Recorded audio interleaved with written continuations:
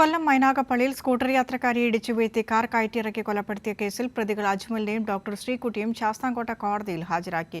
രാജ്കുമാർ ചേർന്ന് വിശദാംശങ്ങളുമായി. രാജ്കുമാർ, വിവരങ്ങൾ. വിനിഷ, ഇപ്പോൾ അതിശക്തമായ വാദം തുടരുകയാണ്. പോലീസിന്റെ കസ്റ്റഡി അപേക്ഷന്മേലുള്ള വാദമാണ് തുടരുന്നത്.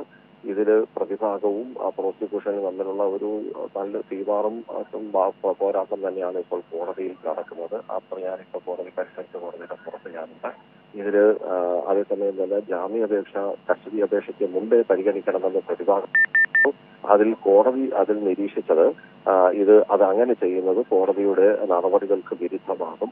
നിങ്ങളുടെ അപേക്ഷയ്ക്ക് മുമ്പ് തന്നെ പോലീസിന്റെ കസ്റ്റഡി അപേക്ഷ കോടതിക്ക് കിട്ടിക്കഴിഞ്ഞു. ആ സാഹചര്യത്തിൽ ഞാൻ നിങ്ങളുടെ അപേക്ഷ പൂർണ്ണമായും തള്ളുന്നില്ല, പക്ഷെ ഇതിന് ശേഷം മാത്രമേ അക്കാര്യത്തിൽ ഒരു തീരുമാനമെടുക്കാനാകൂ എന്ന് കോടതി നിരീക്ഷിച്ചു. ഇപ്പോൾ വാദം തുടരുകയാണ്. ഇന്ന് കസ്റ്റഡി അപേക്ഷ 3-5 ദിവസത്തേക്ക് കസ്റ്റഡി വേണമെന്നുള്ള ഒരു ആവശ്യമാണ് പോലീസ് മുന്നോട്ട് വെച്ചിരിക്കുന്നത്. നിരവധി തെളിവുകൾ ഇനിയും ശേഖരിക്കാനുണ്ട്. ഇവർ ഈ സംഭവം നടന്ന ദിവസം ഇവരുടെ ആ കുറ്റം ബോധപൂർവമുള്ള നരഹത്യക്കാണ് ഇവർക്കെതിരെ കേസെടുത്തിട്ടുള്ളത്. ഇതിൽ ഡോക്ടർ ശ്രീകുട്ടിക്കെതിരെ പ്രേരണാകുറ്റവും പോലീസ് ചുമത്തിയിട്ടുണ്ട്. അപ്പൊ ഇതിനുള്ള തെളിവുകൾ ശേഖരിക്കുക എന്ന് പറയുന്നത് സങ്കീർണമായാണ്. ശാസ്ത്രീയമായും തെളിവുകൾ ശേഖരിക്കേണ്ടതുണ്ട്. അതിനുള്ള നടപടികൾക്ക് വേണ്ടിയാണ് പോലീസ് ഇപ്പോൾ ഈ പ്രതികളെ കസ്റ്റഡി ആവശ്യപ്പെട്ട് അപേക്ഷ സമർപ്പിച്ചത്.